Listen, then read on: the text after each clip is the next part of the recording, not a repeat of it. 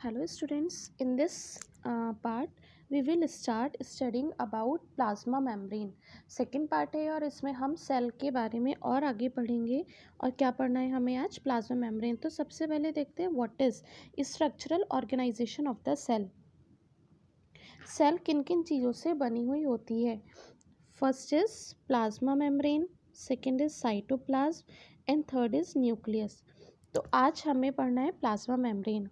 Plasma membrane के सबसे पहले फंक्शंस पढ़ते हैं कि ऐसा क्या है इसमें जिसकी वजह से हम इसकी स्टडीज़ कर रहे हैं। Shape to content to of cell, मतलब क्या है प्लाज्मा मेम्ब्रेन। सपोज देखो मैं बताती हूँ, ये एक सेल है तो ये जो आउटर कवरिंग है this is called plasma membrane. जो भी सेल की आउटर कवरिंग है उसको प्लाज्मा मेम्ब्रेन कहते हैं। तो प्लाज्मा मेम्ब्रेन सेल को शेप देती है। मैकेनिकल बैरियर होती है कि कोई भी चीज़ सेल में ऐसे ही अंदर नहीं जा सकती, अगर प्लाज्मा मेम्ब्रेन परमिट करेगी तभी वो चीज़ सेल के अंदर एंटर करेगी, अदरवाइज नहीं करेगी। Modified to perform special function like absorption in microvilli. तो ये क्या है? एब्जॉर्प्शन का भी काम करती है। एंडोसाइटोसिस रिकॉग्निशन सेंटर्स, एंडोसाइटोसिस हम आगे पढ़ेंगे। रिकॉग्निशन क्या चीज़ सेल के अंदर जा रही है इसे सब पता रहता है, एक तरह से सिक्योरिटी गार्ड की तरह काम करते हैं। Gives flexibility and helps in endocytosis, flexibility देती है। जब मन करता है सेल स्वेल हो जाती है, जब मन करता है सेल श्रिंक हो जाती है, तो ये हो गया फ्लेक्सिबिलिटी। तो प्लाज्मा मेम्ब्रेन की वजह से सेल में फ्लेक्सिबिलिटी आती है। ऑस्मोसिस और डिफ्यूज़न में हेल्प करती है। ऑस्मोसिस और डिफ्यूज़न होते हैं सेल के अंदर वाटर का ट्रांसपोर्ट, इसको भी हम आगे पढ़ेंगे। सेमी परमिएबल होती है। सेमी परमिएबल मतलब ये सेल में हर चीज़ को एंटर करने नहीं देती। अब आगे पढ़ते हैं प्लाज्मा मेम्ब्रेन एग्जैक्टली है क्या। द आउटर मोस्ट, एक minute, the outermost delicate elastic membranous covering of the cell that separates its content from the external environment is called plasma membrane।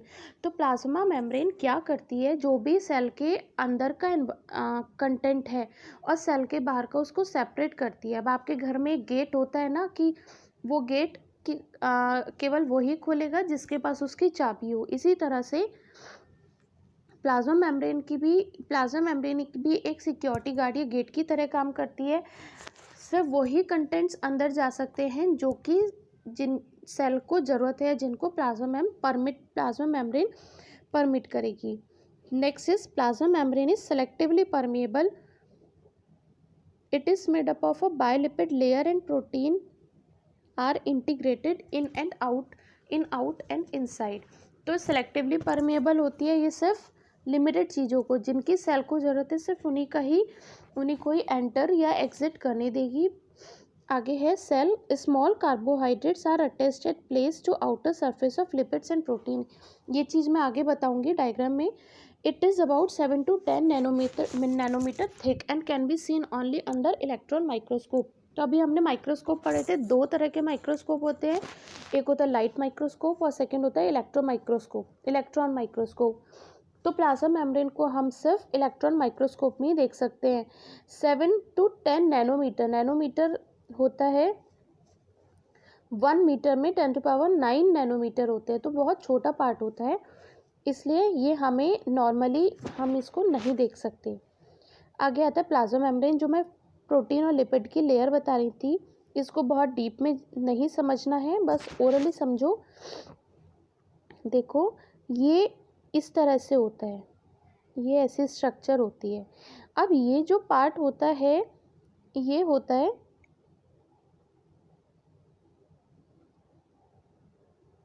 ये पार्ट है,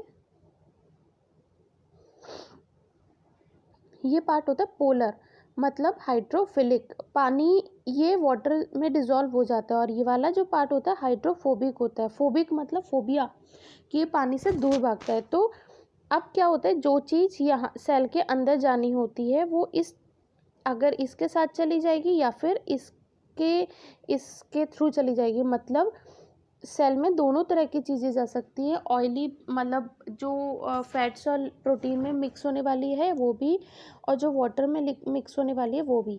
इससे ज़्यादा इसको समझने की ज़रूरत नहीं है। प्लाज्मा मेम्ब्रेन का नॉर्मल डायग्राम है ये, ऊपर कार्बोहाइड्रेट वाली लेयर है और नीचे लिपिड वाली लेयर है।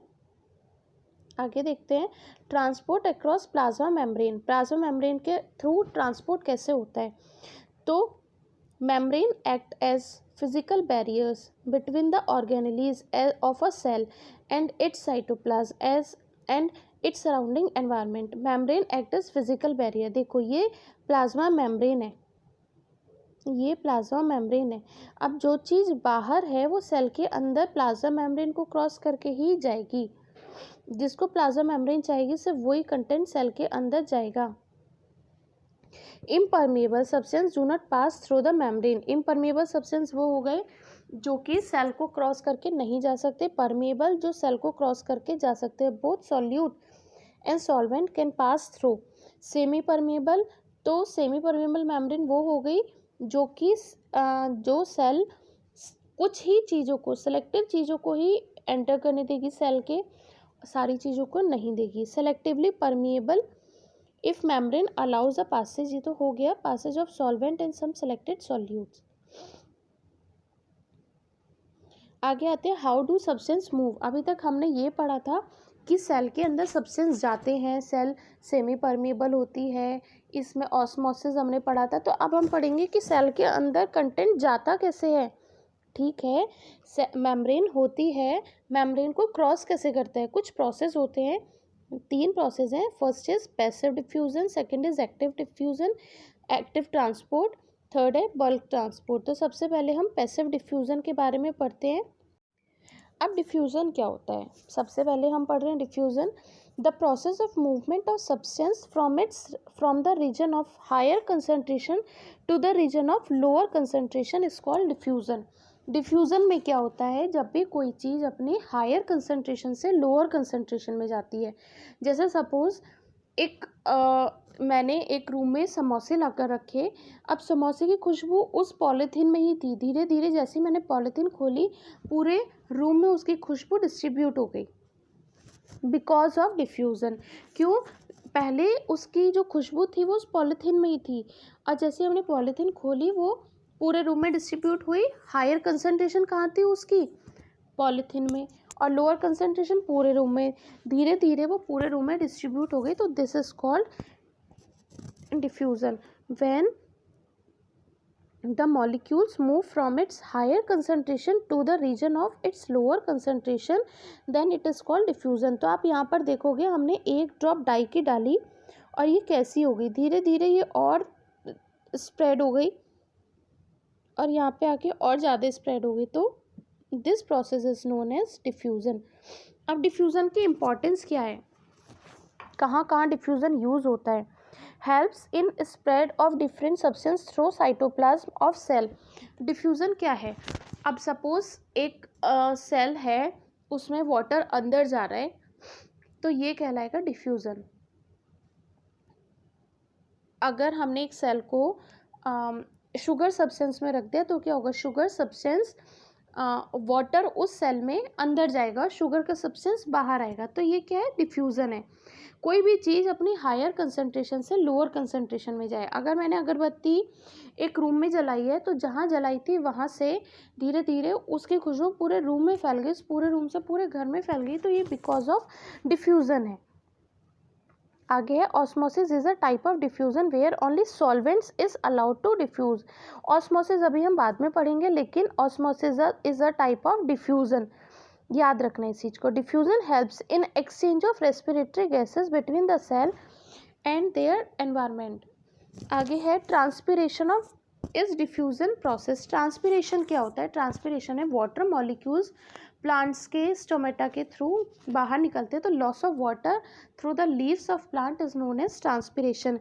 तो ट्रांसपिरेशन में वाटर वेपर्स निकलते हैं, वाटर वेपर्स की फॉर्म में एटमॉस्फेयर में जाता है, तो this is known as transpiration और डिफ्यूज़न प्रोसेस है ये।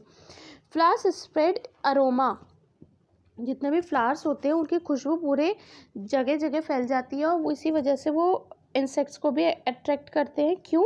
क्योंकि डिफ्यूज़न से उनकी फ्रेगरेंस दूर दूर तक फैलती है। अब देखो एक प्लांट है, उसमें फ्लावर्स आ रहे हैं, उन फ्लावर्स की बहुत अच्छी फ्रेगरेंस है, खुशबू बहुत अच्छी है।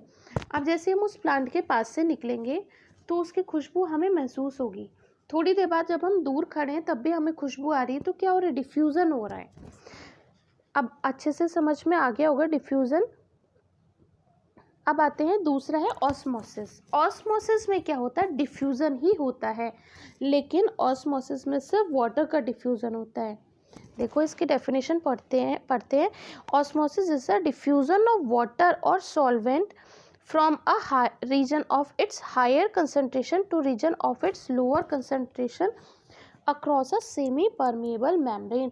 तो ऑस्मोसिस और डिफ्यूज़न में डिफरेंस बहुत बार आता है, और अगर आता है तो क्या लिखना है, diffusion takes place in any solvent in any state, liquid, solid और गैस, लेकिन osmosis takes place only in water.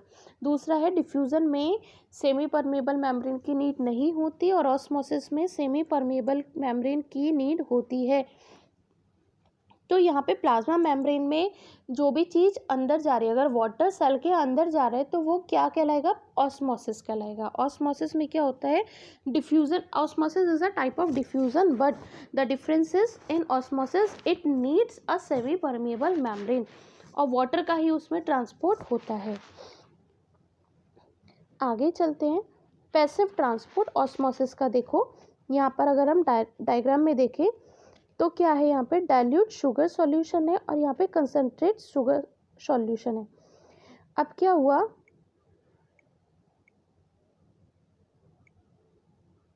ये देखो ये सेमी परमेबल मेम्ब्रेन है।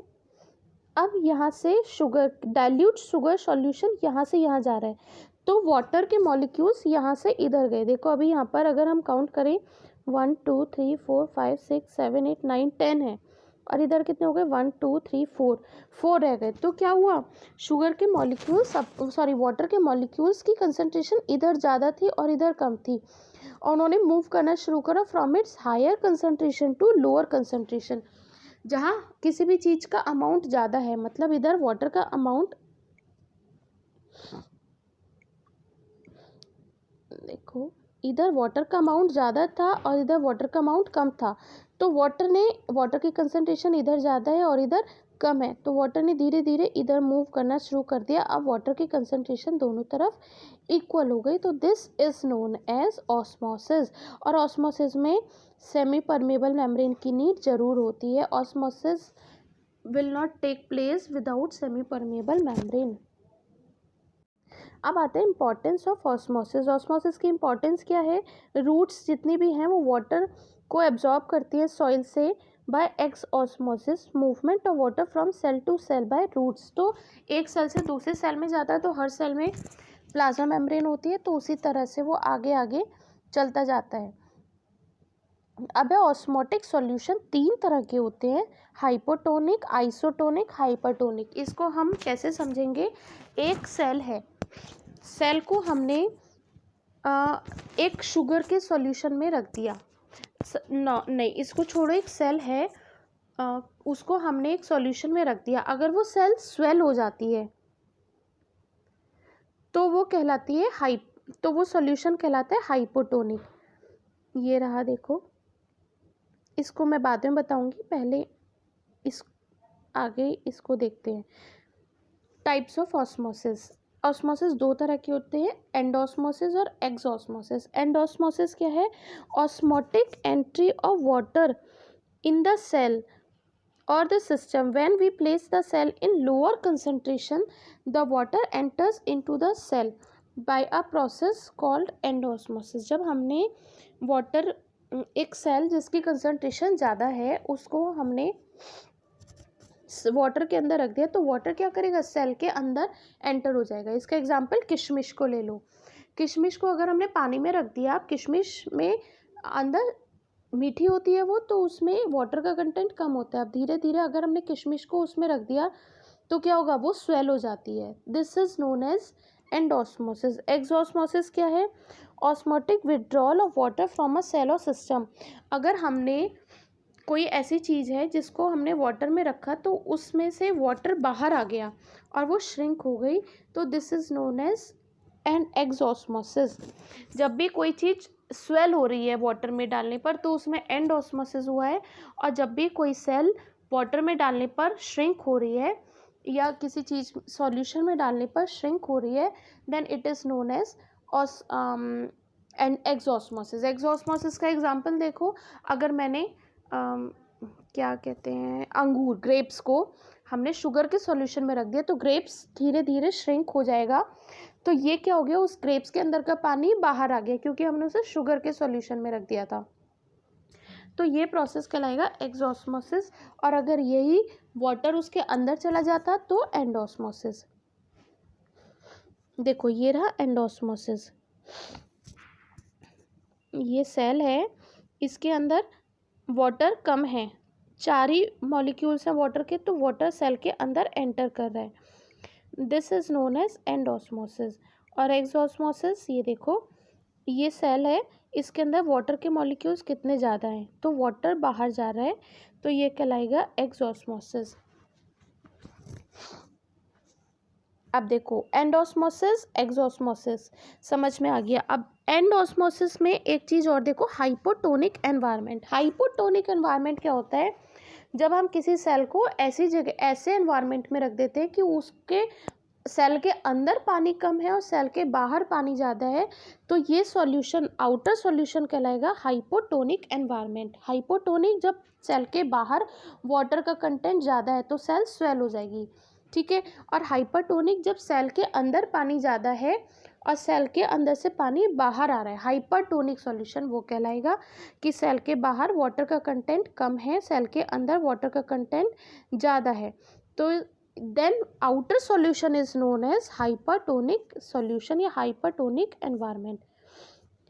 इसको देखो यहाँ पर टाइप्स ऑफ ऑस्मोटिक सॉल्यूशन। अब इसको हम पढ़ेंगे हाइपोटोनिक, आइसोटोनिक, हाइपरटोनिक। देखो हाइपोटोनिक अभी अभी मैंने बताया था कि सेल के बाहर वाटर का कंटेंट ज़्यादा है, तो वो क्या करेगा, सेल के बाहर जब वाटर ज़्यादा है तो बाहर का वाटर सेल के अंदर एंटर करेगा, तो ये कहलाएगा हाइपोटोनिक सॉल्यूशन। अब क्या होता है, अगर सेल के अंदर और सेल के बाहर के वाटर के मॉलिक्यूल्स इक्वल है, then it is known as isotonic. और अभी हमने हाइपरटोनिक भी पढ़ा था। हाइपरटोनिक क्या है, सेल के अंदर वाटर ज़्यादा है, सेल के बाहर जिस सॉल्यूशन में हमने सेल को रखा है उस सॉल्यूशन में वाटर कंटेंट कम है, तो सेल के अंदर से वाटर बाहर आ जाएगा and it is called hypertonic solution,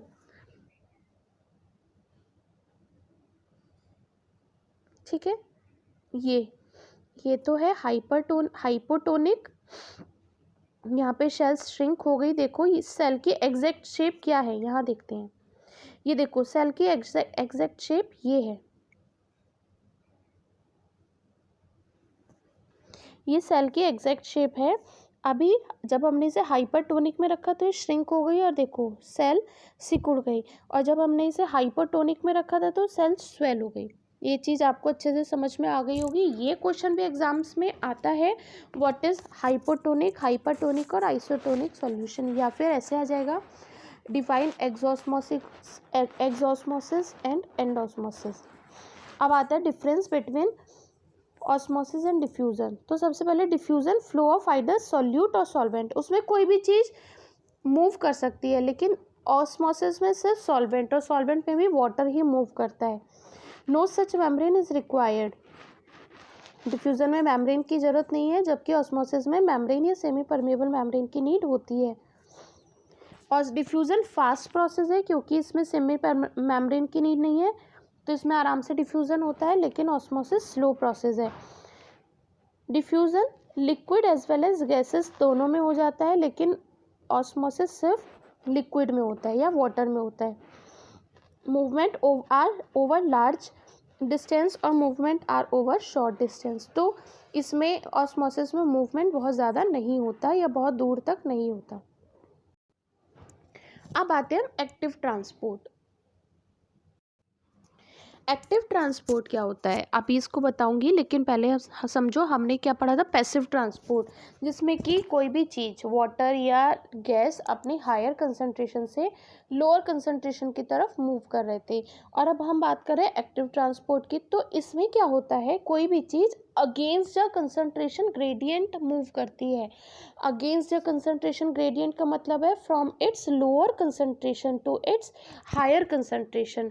जैसे वाटर जहाँ पर कम है वहाँ से उधर की तरफ मूव करे जिधर की तरफ वाटर ज़्यादा है, तो इसके लिए क्या होगा, ये कहलाएगा active transport.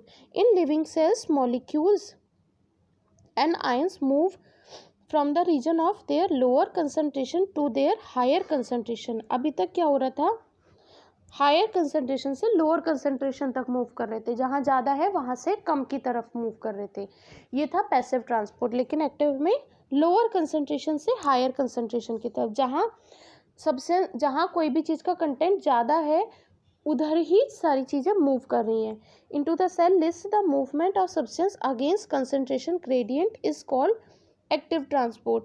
The cell is spend energy during this movement. अब देखो एक्टिव ट्रांसपोर्ट क्या है, एक जगह